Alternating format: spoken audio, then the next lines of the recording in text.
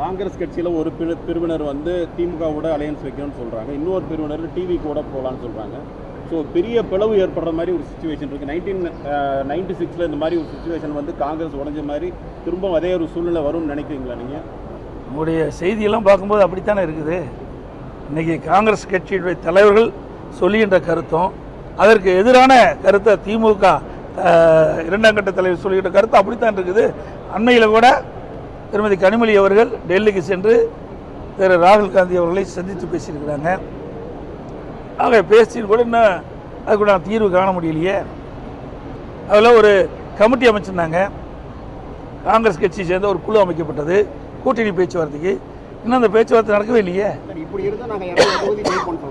ஜெயிப்பாங்க, தேர்தல் முடிஞ்சது தானே தெரியும் யார் ஜெயிப்பாங்க யார் தோப்பாங்கன்னு. அதிமுக நிச்சயம் அனைத்து இந்திய அண்ணா திராவிட முன்னேற்ற கழக தலைமையில் அமைக்கப்படுகின்ற கூட்டணி பெரும்பான்மையான இடங்களில் வெற்றி பெற்று அதிமுக தனி பெரும்பான்மையோட ஆட்சி அமைக்கும். அதிமுக கட்சிக்கு வந்து மிகப்பெரிய கூட்டணி கட்சி ஒன்று வர இருக்குன்னு சொல்லியிருந்தீங்க. இப்போ மீண்டும் வந்து கட்சிகள் வர வாய்ப்பு இருக்கா? புதிய நான் சில கட்சியில் தான் வரும்னு சொல்லுவேன். அதாவது அனைத்து இந்திய அண்ணா திராவிட முன்னேற்ற கழகத்தில் சில கட்சியில் வரும்னு சொன்னால் வந்தாச்சு. பாட்டாளி மக்கள் கட்சி வந்தது, பிறகு அம்மா மக்கள் முன்னேற்ற கழகம் வந்தது. இன்னும் சில கட்சியோட பேச்சுவார்த்தை நடத்திட்டு இருக்கிறோம், வரதுக்கு வாய்ப்பு இருக்குது. அரசு ஊழியர்கள் ஆசிரியர்கள் கூட்டமைப்பு இன்னைக்கு முதல்ல ஒரு நன்றி மாநாடு நடத்துது.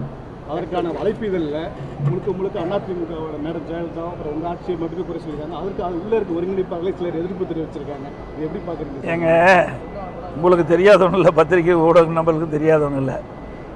ஸ்டாலின் இப்பொழுது அறிவிக்கப்பட்ட உறுதியளிக்கப்பட்ட ஓய்வு திட்டம், இதில் என்ன உண்மை இருக்குது? அவள் கேட்கின்ற கோரிக்கை என்ன? பழைய ஓய்வு திட்டம், பங்களிப்பு இல்லாத ஓய்வு திட்டம் என்ன கேட்குறாங்க. ஸ்டாலின் என்ன அறிவிச்சிருக்காரு? பங்களிப்பு உள்ள ஓய்வு திட்டம் அறிவிச்சிருக்காரு. அது அவர் வைத்த கோரிக்கை நிறைவேற்றலையே. ஏற்கனவே மத்திய அரசு அறிவிக்கப்பட்ட அந்த ஓய்வு திட்டத்தில் சில மாற்றங்களை செஞ்சு அறிவிச்சிருக்கிறாங்க.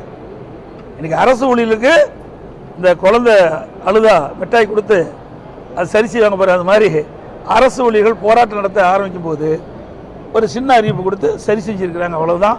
அதுக்கு சில சங்கங்கள் தொலை போயிருக்குது. சார், எப்பவுமே திமுக தேர்தல் அறிக்கை வந்து கதாநாயகன் அப்படின்னு சொல்லுவாங்க.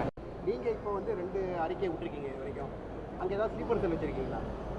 எனக்கு ஒன்றும் புரியல. ஸ்லீப்பர் செல் எனக்கு ஒன்றும் புரியல. ஏங்க, ஒவ்வொரு கட்சிக்கு இருக்கிற தனித்தன்மைங்க. அனைத்து இந்திய அண்ணா திராவிட முன்னேற்ற கழகம் நாட்டு மக்களுக்கு என்னென்ன தேர்தல் அறிக்கை கொடுத்தா நன்மை பெருக்கும்னு நாங்கள் நினைச்சோம். அதன் அடிப்படையில் நாங்களுடைய முதல் கட்டம் 2ஆம் கட்டம் 2 தேர்தல் அறிக்கை நாங்கள் வெளியிட்டிருக்கோம். பிரைம் மினிஸ்டர் வர்றதுக்கு முன்னாடி நீங்கள் சொல்லக்கூடிய எல்லா கட்சியும் இன்னும் ஒரு சில பேசிட்டு இருக்கிறோம். இன்னும் தேர்தல் அறிவிக்கல. தேர்தல் அறிவிச்சா தானே, தேர்தல் நெருங்க தானே கூட்டணி முழுமை பெறும். தமிழக அரசு மீது பல்வேறு குற்றச்சாட்டுகளை முன்வைக்கிறீங்க, ஆனால் அதிமுக சார்பில் எந்த ஒரு போராட்டமும் முன்னெடுக்கல. இப்போ கூட போராட்டம் அறிவிச்சிருக்கல. தொடர்ந்து போராட்டம். ஏங்க, நாங்கள் தான் போராட்டம் கூட 13ஆம் தேதி அறிவிச்சோம், உடனே 12ஆம் தேதி அறிவிச்சிட்டாங்க. நாங்கள் போராட்டம் அறிவிச்ச உடனே 12ஆம் தேதி திமுக அறிவிச்சிருக்குது. ஒவ்வொரு மாவட்டத்திலையும் அங்கங்கே இருக்கின்ற மக்களுடைய பிரச்சனையை முன்னிறுத்தி நாங்கள் போராட்டம் நடத்திட்டு இருக்கோம். பாருங்கள், பத்திரிகைகள் வந்திருக்கு, ஊடகத்தில் வந்திருக்குது. ஒரு மாநகராட்சி நகராட்சி பொதுமக்களுடைய கருத்துக்கள் பிரச்சனை ஏற்பட்டால் அது குறித்து தான் நாங்கள் போராட்டம் நடத்துவோம். ஒரு மாநாடு நடத்திட்டே இருக்காங்க திமுக. வேற என்ன மாநாடு நடத்தினா வேற வழி இல்லையே. தினம் ஒரு அறிவிப்பு கொடுப்பாங்க, தினம் ஒரு அறிவிப்பு கொடுத்துட்டே இருக்கிறாங்க. அந்த பேர் தான் உங்களுக்கு ஞாபகம் இருக்குதா? நினைச்சு பாருங்க, எத்தனை பேர் வச்சிருக்கிறாங்க. பேர் வைப்பதற்கு நோபல் பரிசு கொடுக்கணும்னா ஸ்டாலின் கொடுத்தா பொருத்தமா இருக்கு. தினம் ஒரு பேர், ஒரு போட்டோ ஷூட்டு உங்க பத்திரிகையில் ஊடகத்தை அதை வெளிப்படுத்துவீங்க, அதோட எனக்கு முடிஞ்சு போச்சு. செய்தியாளர் தாக்கப்பட்டிருக்காங்க, ஆனால் செய்தியாளர் மீது வந்து போலீஸ் வந்து வழக்கு பதிவு செஞ்சிருக்காங்க. அதான் ஸ்டாலின் அரசாங்கம், அதாங்க ஸ்டாலின் அரசாங்கம். அதுக்கு தான் நீங்க துணை நிற்கிறீங்க. எங்களை போல இருக்கிற கட்சிக்கு துணை நிற்கிறீங்களா? இன்னைக்கு ஒரு மோசமான கட்சிக்கு துணை நிற்பதனால தான் இப்படிப்பட்ட நிகழ்வு நடக்குது. முதல்ல நீங்க உணருங்க. இதே அனைத்து இந்திய அண்ணா திராவிட முன்னேற்ற கழக அரசு இருந்தது, நானும் 4 வருஷம் 2 மாத காலம் இருந்தேன். அப்பவும் எங்களை பற்றி தான் விமர்சனம் பண்ணீங்க. இப்போ நான் இந்த ஆண்டு இப்போது எதிர்க்கட்சியில், அப்போ என்னை பற்றி விமர்சனம் பண்ணுறீங்க, எங்கள் கட்சி பற்றி விமர்சனம் பண்ணுறீங்களா ஒழிய திமுகவில் நடக்கின்ற பிரச்சனை பற்றி ஏதாவது விமர்சனம் செய்யறீங்களா? திமுகவில் நடைபெறுகின்ற ஊழல்களை பற்றி எவ்வளோ ஊழல் இருக்குது, எதையாவது ஒரு வாதம் வைக்கிறீங்களா? பத்திரிகையாளர் ஊழல் நபர்கள் நடுநிலையோடு சிந்திச்சு பாருங்க.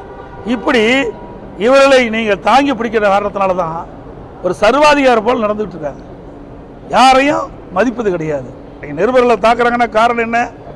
நிருபர்களை தாக்கினா இவளுக்கு ஏதாவது பாதிப்பு ஏற்படும் என்று நினைச்சிருந்தா ஒரு நிருபர்கள் வந்து நாட்டு மக்களுக்கு ஒரு நடுநிலையோடு செய்தி கொண்டு சேருவதுதான் ஊடகத்தின் கடமை. அதை கூட மதிக்கலையே. அதுக்கு காரணமே நீங்களே சிந்திச்சு பார்த்து. அது இடைக்கால பட்ஜெட் தான், இன்றைய பட்ஜெட் தானே.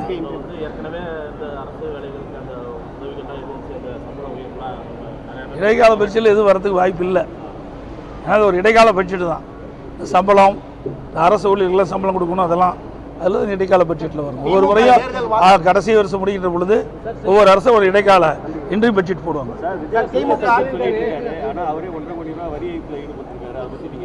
நீங்களே சொல்லிட்டீங்க, கேள்வியும் கேட்டுட்டீங்க, பதிலும் சொல்லிட்டீங்க. அதனால் அவர் ஊழல்வாதி என்பதற்கு அவர் பணம் கட்டுறது சாட்சி. நீங்கள் நீதிமன்றமே தீர்ப்பு கொடுத்துருது. சார், அவர் எங்கே வெளியில் வந்திருக்காரு? ஏதோ ஒரு கட்சி ஆரம்பித்தார், அவ்வளவுதான். ஒரு சம்பவம் நடந்து போச்சு, நடக்க முடியாத ஒரு சம்பவம் நடந்து போச்சு. அந்த சம்பவத்திலிருந்து 72 நாட்கள் வீட்டை விட்டே வரல. இது வரைக்கும் எத்தனையோ கட்சி தலைவர் இருக்கிறாங்க. ஆனால் ஒரு சம்பவம் நடைபெற்ற பிறகு அதை துணிந்து நின்று அதற்குண்டான தீர்வு காணுவது தான் ஒரு அரசியல் கட்சியுடைய தலைவருடைய கடமையாக இருக்கும். ஆனால் கட்சி ஆரம்பிச்சுட்டு ஒரு துயரமான சம்பவம் ஏற்பட்ட உடனே 72 நாட்கள் வெளியிலே வரல. ஆஃபீஸை மூடிட்டாங்க 5 நாள். யாருமே கிடையாது. கட்சி இருக்குதா இல்லையாங்கிற நிலை ஏற்பட்டு விட்டது. இதுதான் நிலைமை, தமிழ்நாட்டுடைய நிலைமை. அந்த கட்சியுடைய நிலைமை அதுதான். முதல்வர் தொடர்ச்சியாக கடிதம் தமிழ்நாட்டு நிதி வேணும்னு எழுதியிருக்காரு. பேருக்கு எழுதுதாங்க. ஏங்க, நான் தான் ஏற்கனவே சொல்லிட்டேன், 15 ஆண்டு காலம் மத்தியில் ஆட்சி அதிகாரத்தில் இருந்த ஒரே கட்சி திமுக கட்சி தான். திமுக கட்சி தானே அந்த நாடாளுமன்ற உறுப்பினர் தானே மத்தியில் ஆட்சி அதிகாரத்தில் இருந்தாங்க. என்ன திட்டத்தை கொண்டாந்தாங்க? எவ்வளோ நிதி கொண்டாந்தாங்க சொல்லுங்க பார்க்கலாம். நாங்கள் சொல்லியிருக்கோம், நடந்தாய் வாலி காவிரி திட்டம் 14,000 கோடி கொண்டு வந்திருக்கிறோம். அண்ணா திமுக ஆட்சியில் ஒடுக்கப்பட்ட கோரிக்கையை மத்திய அரசு ஏற்று அறிவிச்சுது. அதை கூட நடைமுறைப்படுத்த மறுக்கிறாங்க. மத்திய அரசு இந்த தமிழ்நாடு அரசு மறுக்குதுங்க. இந்த ஆண்டு கூட அந்த நீர்வளத்துறை அமைச்சருடைய அந்த கொள்கை குறிப்பில் இடம்பெற்றிருக்குது. 990 கோடி என்னமோ முதற்கட்டமாக விடுவிக்கப்படுதுன்னு. ஆனால் கிடப்பில் போட்டாங்க. அதுக்கு என்ன காரணம்? அண்ணா திமுக கொண்டு வந்த அண்ணா திமுக தேர்தல் அறிக்கையில் இடம்பெற்று அதிமுக ஆட்சியில் மத்திய அரசிடம் பெறப்பட்ட திட்டமிட்ட ஒரே காரணத்திற்காக முடக்கியிருக்கிறாங்க. இது 14,000 கோடி மத்திய அரசு கொடுத்தது தானே. ஆனால் மத்திய அரசு எந்த திட்டம் வழின்னு சொல்வதற்கு என்ன காரணம்? 63,000 கோடி தமிழ்நாட்டு மக்களுடைய நலன் கருதி மெட்ராஸ் நீங்கள் சென்னை மாநகரத்தில் போக்குவரத்து நெரிசலை குறைப்பதற்கு 63,000 கோடி கொடுத்தாங்க. போர்ட்டு நிறைய நிதி கொடுத்துருக்குறாங்க. நகாய் திட்டத்துக்கு நிறைய நிதி கொடுத்துருக்குறாங்க. ரயில்வே திட்டத்துக்கு நிறைய கொடுத்தாங்க. ஆனால் இவர்கள் சரியான முறையில் நிலம் எடுத்து கொடுக்காத காரணத்தில் பல திட்டங்கள் முடக்கி இருக்குது. நகாய் ரோடு அதிமுக ஆட்சி இருக்கும்போது 10 சாலைகளுக்கு நாங்கள் அங்கே அனுமதி வாங்கினோம். கிடப்பிலே போட்டோம். 5 வருஷம் கிடப்பில் கிடக்குது. அதுக்கு தேவையான நடவடிக்கை எடுக்கலைங்க. ஆனால் வேணுமென்னே திட்டமிட்டு மத்திய அரசை குறை சொல்லி இருக்கின்ற ஒரு நிலைமை தான் இன்றைய முதலமைச்சருடைய நிலைமை. அதிமுக நேர்காணலாம் முடிச்சிட்டீங்க, யாருக்கெல்லாம் வாய்ப்பு கிடைக்கும், இப்போ எந்த அடிப்படை வேட்பாளர் அதை எப்படி வெளிப்படையாக சொல்ல முடியும்? அதாவது அதிமுகவை பொறுத்த வரைக்கும் உழைக்கின்றவர்களுக்கு நிச்சயமாக வாய்ப்பு கிடைக்கும். தற்போது ஹிந்தி திணிப்பு இருக்குதுன்னு சொல்லி நேற்று ஸ்டாலின் பேசியிருக்காரு. என்டிஏ வந்துச்சுன்னா திருப்பி ஹிந்தி வந்துடும் ஒரு மாயத்தோட. ஏங்க, ஹிந்தி முத கொண்டு வந்தது யார்? காங்கிரஸ் ஆட்சி இருக்கு. அப்போ எதிர்த்தது யார்? திமுக. இன்னைக்கு யாரோட கூட்டணியில் இருக்காங்க? காங்கிரஸோட தான் இருக்கிறாங்க. இவங்க பேசலாமா? யோகி இருக்குதா? சொல்லுங்க பார்க்கலாம். காலத்துக்கு ஏற்றவாறு நடிக்கக்கூடிய கட்சி திமுக கட்சி. திமுக தனது தேர்தல் வாக்குறுதிகளை எவ்வளவு நிறைவேற்றிருக்குன்னு நீங்க நினைக்கிறீங்க? 4 ரூபாய் கூட நிறைவேற்ற முடியல. முக்கியமான திட்டங்கள் எதுவும் நிறைவேற்றலையே. தேர்தல் ஆயத்த மாநாடு நடக்குமா ஸ்டேட் லெவல்ல எலெக்ஷனுக்கு முன்னாடி எல்லா கட்சியும் நடத்துறாங்க? அந்த மாதிரி எங்களதெல்லாம் அது மாதிரி இல்லை. அது மாதிரி நடக்கிறதில்ல. இப்போ தேர்தல் வந்துட்டு அருமையில் வந்துட்டுது. இன்னும் 1 மாதம் தானுங்க தேர்தல் வர இருக்குதா. நாங்கள் எல்லா இடத்துலையுமே இன்றைக்கி பார்த்தீங்கன்னா 181 இடத்துல எழுச்சி பயணத்தை முடிச்சோம். 181 சட்டமன்ற தொகுதியில் நானே நேரடியாக போய் எழுச்சி பயணத்தை முடிச்சிருக்கிறேன். வர ஞாயிற்றுக்கிழமை 15ஆம் தேதி பவானிசாகர் சட்டமன்ற தொகுதியில் நான் எழுச்சி பயணம் தொடங்கிருக்கிறேன். அதுக்கு பிறகு சென்னையில் இருக்கிற புறநகர் பகுதியில் இருக்கின்ற திருவள்ளூர் மாவட்டம், செங்கல்பட்டு மாவட்டம், அந்த பகுதியில் இருக்கின்ற சட்டமன்ற தொகுதியில் எழுச்சி பயணத்தை மேற்கொள்ள இருக்கிறது மாத இறுதிக்குள்ள. கிட்டத்தட்ட பார்க்கும்போது நான் அதிகமாக தேர்தலுக்கு அதிமுக கட்சி தான் முன்கூட்டியே தேர்தல் பிரச்சாரத்தை முன்னெடுத்து சென்று கொண்டிருக்கின்றனர். ஏங்க, செல்லாத நோட்டுக்கு ஒரு நோட்டு இருக்குது, செல்லினா யாராவது பார்ப்பாங்களா? அது மாதிரி அவரை பற்றி பேசி என்ன பிரயோஜனம்? அது அவர் செல்லாத நோட்டு மாதிரி. செல்லாத நோட்டுக்கு என்ன வேல்யூ இருக்குதோ அதே வேல்யூ தான் அவருக்கு.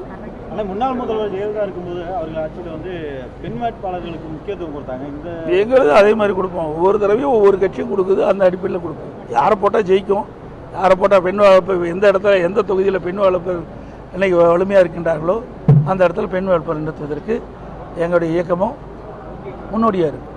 அனைத்து ஊடகங்களுக்கு பத்திரிகை நண்பர்களுக்கு நன்றி, வணக்கம்.